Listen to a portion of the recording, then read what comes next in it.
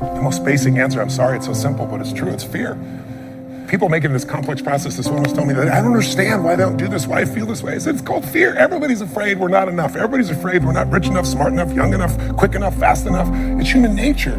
But the secret is to do it anyway. I know that sounds so simplistic. My work when I'm working with somebody is showing them how to condition themselves, like building a muscle, so that you take action first, automatically. Because if you don't do that, it's hard. You lose momentum. It's like, how do I get started? Where do I go? Do anything to start the process of moving forward rather than let fear stop you.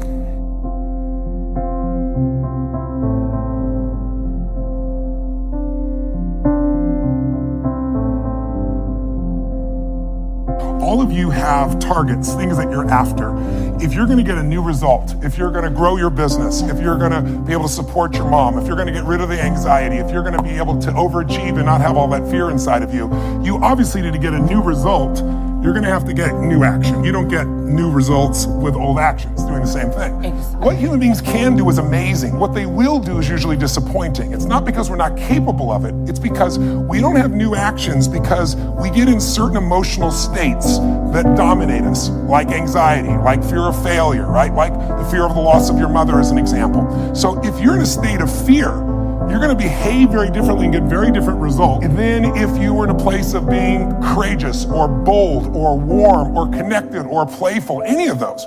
So the most important key to changing your life in any situation is to change results, you gotta change behavior, but to change behavior, you gotta change the emotional state you're in. How do you do that when you don't feel like it or it feels overwhelming? There are two ways, and I've done this with the greatest athletes in the world. I've done this with 4 different presidents of the United States. I've done it with billionaire clients. All you have to do to change your state is not try to think your way there. Like, I'm happy, and do a bunch of affirmations. Your brain's gonna go BS, you are not happy, right?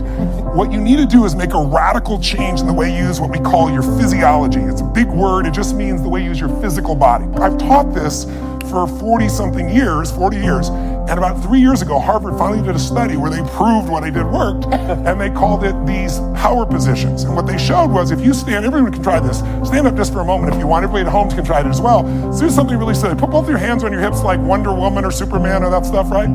If you stand like this and you breathe deep for just 2 minutes, what the science found was that you will absolutely increase your testosterone by 20%, man or woman. You'll drop your cortisol, which as you know is the stress hormone, by 22%, and you're 33% more likely to take action if you wouldn't have before because fear would have stopped you. Now, I don't have people just stand like this. I have people move, use their voice, make radical changes in their body. You'll feel it after 2 minutes. Or, somebody who's, puts their arms back like this and their feet up, that'll produce the same state. It produces more certainty in you. And that certainty gets you to take different actions.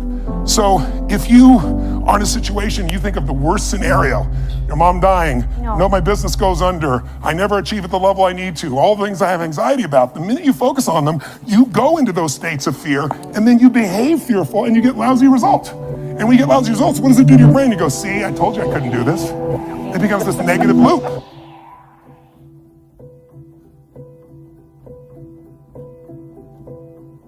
So how do we break out of it? We change our focus by asking better questions. Answer this question in your mind. What is it in your life that you're proud of? If there's something you could feel really proud of right now by focusing on it, your children, yourself, something you accomplished, you did, how many can think of something you could feel proud of? And I don't mean fake pride, ego pride, like where you're making things up. I mean, well, you really did something you're proud of. Good. Right now, close your eyes and focus on how it feels when you're really proud. Focus on that moment you're proud of. How do you breathe when you feel really proud? And if you're a little kid, what happens to your face when you're really proud? You don't hide it, right? There's that big smile on your face. Think of something that you could be really grateful for or excited. Pick either one. Something you could be grateful for, a person, a moment, or something if you wanted to that you could be excited about. Let's use excited for a moment. How many can think of something in your life that if you focused on it, you could feel excited? All right, close your eyes.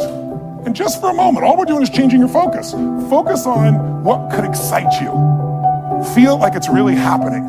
Your mom's healing, you break through in the business, you're achieving the level you want. Anxiety is rid from my life. I'm on charge, I'm on top of it. How do you breathe when you feel really excited? Yeah. So if we change the state you're in, just by changing our focus or the way we use our bodies, it's gotta be a radical change, right? Here's my question for all of you.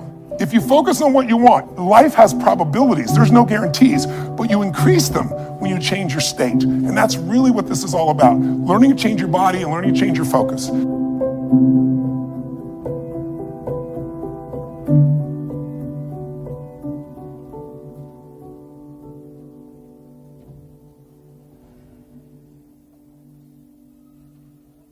Somebody is really stressed out. They're not stressed out for no reason. It's because they're focusing on something that makes them feel stressed. They often, when they're focusing on it, it changes the body. You start to feel tight. You start to feel a certain way. And then they use language like, I don't know what to do. Why am I so overwhelmed? So if we change what we focus on, if we change the way we use our body, if we change our language patterns, we'll instantly feel different. Think of how do people use their body when they're worried versus when they're excited. Yeah. If you learn to use your body first, use your focus first, you can literally change how you feel in moments, and then you develop new habits where you start to feel good all the time, and it isn't some phony, fake pump up. It's literally the way you've conditioned your body. Just like being fit as an athlete, you want to be emotionally fit.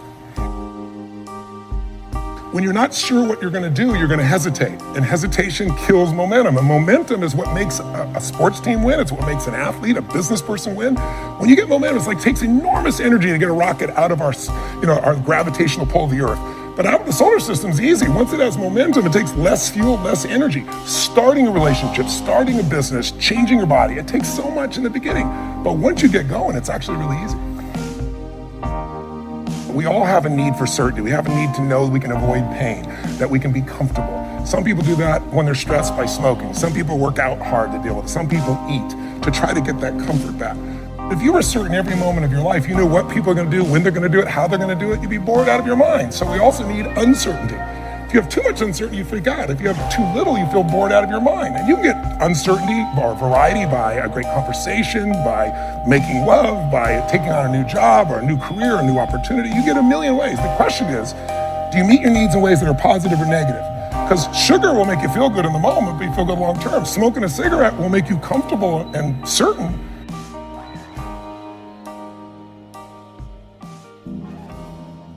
You see this in great actors or great entertainers. They'll come to me, and in the beginning, they work so hard to be significant, to be unique, to be special, to be important.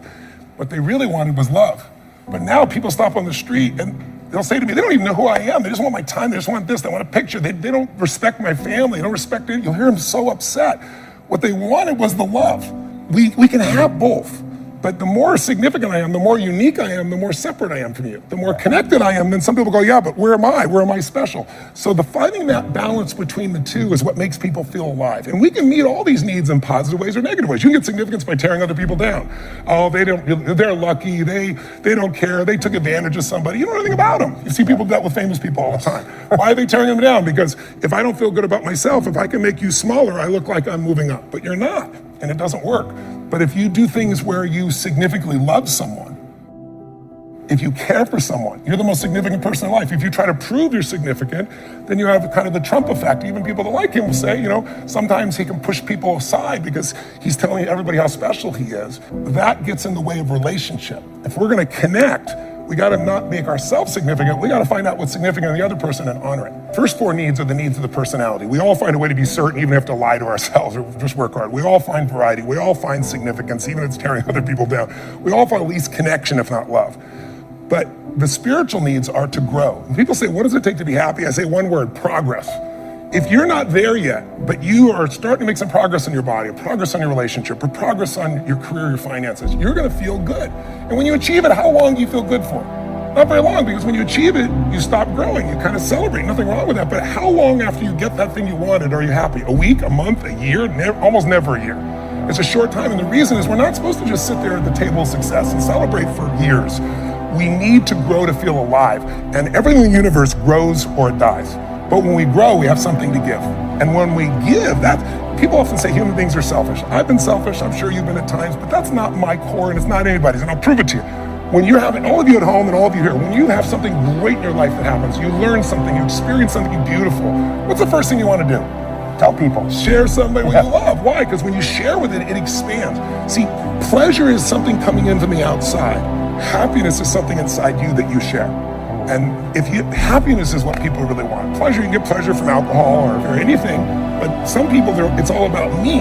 when you're taking what's inside yourself because you've grown and you're giving to someone you love, your children, a friend, a girlfriend, boyfriend, a coworker, anybody, there's an aliveness you can't feel by yourself. There's only so much pleasure you can feel. Happiness and joy comes when that expansion is shared.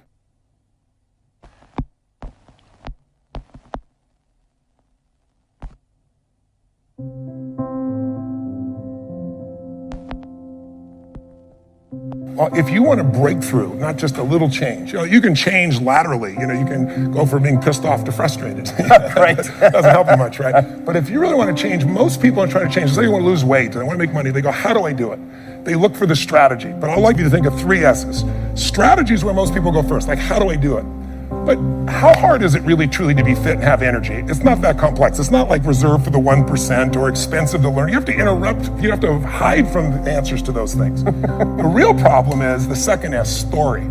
They have a story that says it's a set of beliefs they tell themselves over and again. I've tried everything. Or if they're single, all the good ones are gone.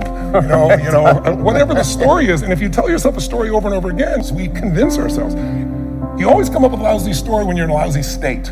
And so the number one thing I show people to do is how to change their emotional state. When you're feeling tired or frustrated, when you learn how to change your body so that you really feel excited and isn't fake, when you learn how to change your biochemistry, which is what I teach people to do, when you're upset with someone, do you ever notice how you can now remember everything that they've ever done that ever upset you, right? But when you're in love, what's wrong with life?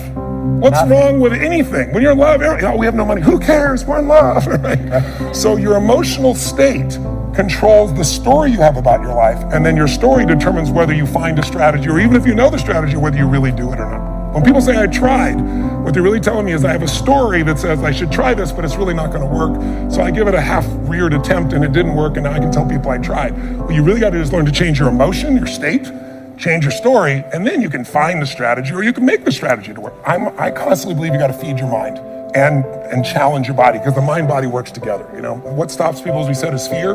Well, fear is physical. You feel it in your throat, your gut. But if you do something really physically strong on a regular basis, you develop a new emotional habit. And that emotional habit will get you to follow through and do things differently that people won't do. It's really not that complex. There are a few habits in your life that truly could change your whole life. I start every single day with this process called priming, training my brain to be in a peak state.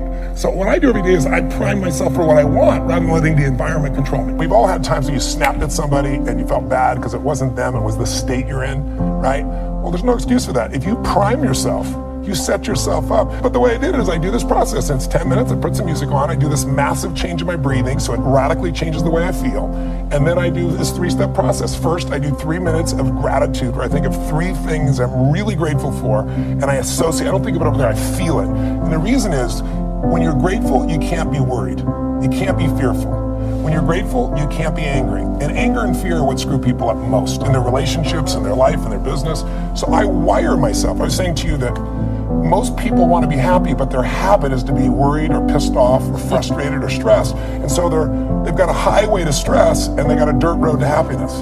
So I wire myself. I've got a highway to gratitude, which changes all your emotions. And then I do a 3-minute process of kind of a prayer for my family and friends. And then I do a 3-minute process of the top 3 things I want to accomplish. I see it as done and I feel it. I'm done in 10 minutes. So sometimes I go 20, but my deal is 10, so there's no excuse not to do it.